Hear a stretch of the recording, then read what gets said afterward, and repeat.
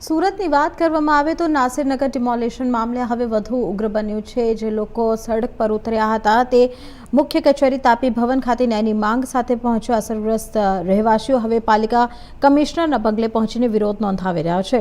વેડ દરવાજો નજીક આવેલા નાસિરનગરમાં ગત 29 અને 30 મે દરમિયાન થયેલી ડિમોલેશનની કાર્યવાહી હજુ પણ વિવાદના કેન્દ્રમાં છે। ભારે પોલીસ બંદોબસ્ત વચ્ચે આશરે 100 જેટલા મકાનો તોડી પાડવામાં આવ્યા હતા, જેના કારણે અનેક પરિવારો ઘર વિહોણ બન્યા હોવાનો સ્થાનિકો આક્ષેપ કરી રહ્યા છે। અસરગ્રસ્તોનું કહેવું છે કે તેમને પૂરતી નોટિસ આપવામાં ન આવી હતી તેમજ કોઈક વૈકલ્પિક વ્યવસ્થા પણ નથી કરવામાં આવી।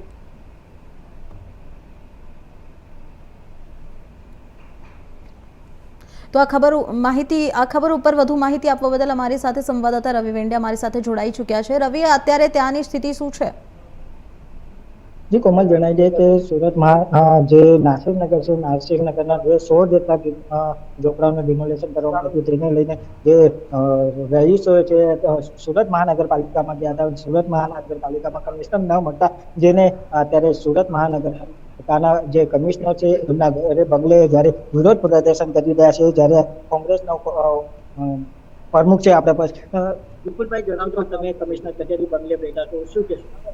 અમે અહીં છેલ્લા 3 કલાકથી મ્યુનિસિપલ કોર્પોરેશન કચેરીએ કમિશનર ઓફિસ ગયા હતા સવાલનો જવાબ પૂછવા, એ પણ એમની અપોઇન્ટમેન્ટ લઈને, પણ તેઓની કચેરી છોડીને ભાગી ગયા છે। આજે ગરીબોને જવાબ આપવો એમના માટે અઘરો બની ગયો, કારણ કે દલાલી ખાધી છે, ભ્રષ્ટાચાર કર્યો છે। આજે 100 જેટલા પરિવાર ઘર વિહોણા છે, પહેરેલા કપડે રોડ પર સૂવે છે, ક્યાં ખાય છે કોઈને ખબર નથી। એવા 10-10 દિવસથી આજે ન્યાય નથી મળતા।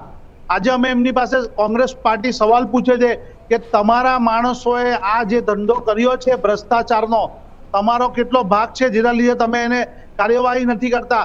એના કરતા વધારે આ 100 જેટલા પરિવાર જે ઘર વિહોણા થયા એમના માટે શું વ્યવસ્થા કરી છે, એમને રહેવાની અને જમવાની તમામ બાબત સર, પણ તેઓ જવાબ આપવાના નથી એવું ખબર પડતા અમે આજે અહીંયા એમના ઘરની પાસે આવ્યા છે।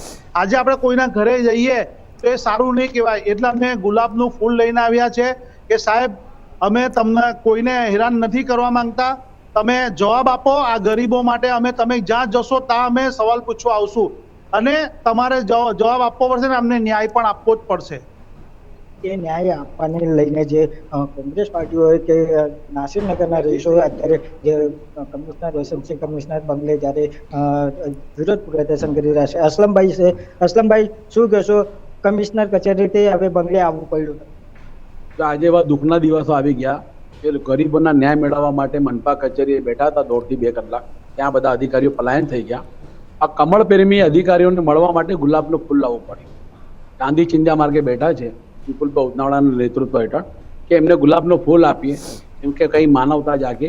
જે 11 દિવસથી નાસિરનગરના વસાહતીઓ અત્યાચારનો ભોગ બન્યા છે, અમાનવીય અત્યાચાર થયું છે, હિટલરશાહી પદ્ધતિથી કાયદાથી વિપરીત એમની સાથે જે કાર્ય થયું છે એ નિંદનીય છે। એના કારણે આખા સમગ્ર દેશમાં સુરત શહેરની ઇજ્જતના ધજાગરા ઉડ્યા, તેમ છતાં આ તંત્ર મૌન ધારણ કરીને બેઠું છે। મનપાના અધિકારીઓ રીસરની સોપારી ફોડીને સ્થળ પર હાજર હતા, છતાંય કોઈ અધિકારીઓ પર પગલાં લેવાતા નથી। અમારી એક જ માંગ છે કે આ તાત્કાલિક અસરથી વૈકલ્પિક આવાસની ફાળવણી કરવામાં આવે। જે મનપા તંત્રના અધિકારીઓ હાજર હતા ડિમોલેશન છે એમને તાત્કાલિક અસરથી સસ્પેન્ડ કરવામાં આવે। એ માંગ સાથે આજે અમારે ન છૂટકે શહેરના ઇતિહાસમાં, કોંગ્રેસના ઇતિહાસમાં પહેલી વાર કમિશનર શ્રીના બંગલે આવવાની ફરજ પડી અને આ ગુલાબના ફૂલ સાથે બેસવાની ફરજ પડી। સાથે જે રીતે વાત કરીએ તો તોરણ પાવર દ્વારા બી એ બિલ આપવામાં આવ્યું છે, ડિમોલેશન થયા પછી બિલ આવ્યું, ટોરેન્ટ પાવરની પણ મિલીભગત હશે। એ અમારી એક જ માંગ છે કે જે 30 તારીખે જે ડિમોલિશનની કાર્યવાહી થઈ ગેરકાનૂની થઈ છે એની સુઓ મોટો ફરિયાદ દાખલ થવી જોઈએ અને જવાબદાર તમામ પોલીસના અધિકારીઓ હોય, મનપાના હોય, ટોરેન્ટ પાવરના હોય કે ખાનગી બિલ્ડર હોય, સૌની સામે ફોજદારી ગુનો દાખલ કરીને જેલના ફરિયાદ પાછળ ધકેલવાય। જણાવી છે કે જે જવાબદાર વ્યક્તિઓ છે એમ ઉપર કાયદેસરનો ગુનો દાખલ કર્યો છે અને જેને 100 જેટલા પરિવારો છે એ અત્યારે થઈ ગયા છે, જેને લઈને તમામ જે પીડિતો છે અત્યારે એસએમસી કમિશનરે ના બંગલે જ્યારે ધરના પ્રદર્શન કરી રહ્યા છે, જ્યારે અત્યારે ચોમાસું આવી રહ્યો છે, ચોમાસાને લઈને તમામ બેઘર થઈ ગયા છે અને જેથી કરીને તમામ વ્યક્તિઓ અત્યારે રસ્તા પર બેસી ગયા છે અને જે વિરોધ પ્રદર્શન કરી રહ્યા છે અને એ લોકોની એક જ માંગણી છે, ઘરના બદલે ઘર મળવું જોઈએ, જેથી કરીને એ લોકોને છત મળે એ જોવાનું. જી રવિ, જે રીતે તમે લોકો સાથે વાતચીત કરી છે અને લોકો જણાવી રહ્યા છે, પહેલા તે લોકો તાપી ભવન ખાતે પહોંચ્યા હતા, તેમની માંગ સરકાર સમક્ષ રાખી હતી અને હવે તે લોકો કમિશનર બંગલે પહોંચ્યા છે, તો આગળની કાર્યવાહી શું થશે? તંત્ર તરફથી શું એક્શન લેવામાં આવશે? લોકોની જે વૈકલ્પિક વ્યવસ્થા છે તે કરવામાં આવશે કે તે લોકો ઘંટો ત્યાં રાહ જોઈ રહ્યા છે તેમના કાર્યવાહીની માંગ જે કરવામાં આવી રહી છે? જે કોમલ, જે શરૂઆતથી લઈને અત્યાર સુધીમાં તમામ એ લોકોએ પ્રયત્ન કરી ચૂક્યા છે. સુરત મહાનગરપાલિકાના કમિશનરને મળી ચૂક્યા છે, મેયરને મળી ચૂક્યા છે, તમામ અધિકારીઓને મળી ચૂક્યા છે, પણ હજુ સુધી એ લોકોને ક્યાંક ન્યાય નથી મળ્યો. તેને લઈને અત્યારે મ્યુનિસિપલ કમિશનરના જે બંગલે છે તે ત્યાં પહોંચી ગયા છે. તમામ બંગલેઓ અહીંયા ઉપસ્થિત છે અને જ્યારે અધિકારીઓ લઈ રહ્યા છે, જેને કરીને અત્યારે આગળની કઈ રીતની રણનીતિ રહેશે અત્યારે જોવાનું રહેશે. જી કમલ.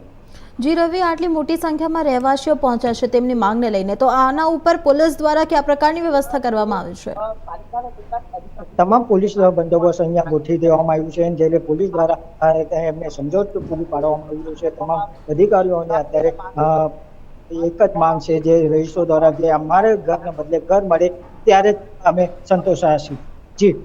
જી રવિ, તો અત્યારે તંત્ર તરફથી કોઈ સમાચાર સામે આવ્યો છે? કોઈ લોકો સાથે વાતચીત કરવામાં આવી છે? તંત્ર પોતે જ રસ્તા ઉપર લોકોથી વાત કરવામાં આવે છે કે નહીં? તંત્રના કોઈ અધિકારી હોય કે સુરત મહાનગરપાલિકાના કમિશનર હોય જે છુટકારો પાવીને જે લોકો સાથે વાત કરવા નથી માંગી રહ્યા, જેને લઈને તમામ રહીશો છે અત્યારે જે તાપી ભવન જઈને પાછા સુરત કમિશનર છે, જે એસએમસી કમિશનર, એમના બંગલે આવી ગયા છે, છતાંય કોઈ એમને ન્યાય મળે એ રાહ જોઈ રહ્યા છે. જી રવિ, જે જગ્યા ઉપર ડિમોલિશન કરવામાં આવે છે, આ ડિમોલિશન શા માટે કરવામાં આવે છે? આ કોઈક વર્તુળ જગ્યા હતી કે ગેરકાનૂની જગ્યા હતી? તમામ અધિકારીઓ જગ્યા ઉપર દ્વારા એમને અટકાયત કરી રહ્યા છે, ત્યારે આપણે એમને અટકાયત કરી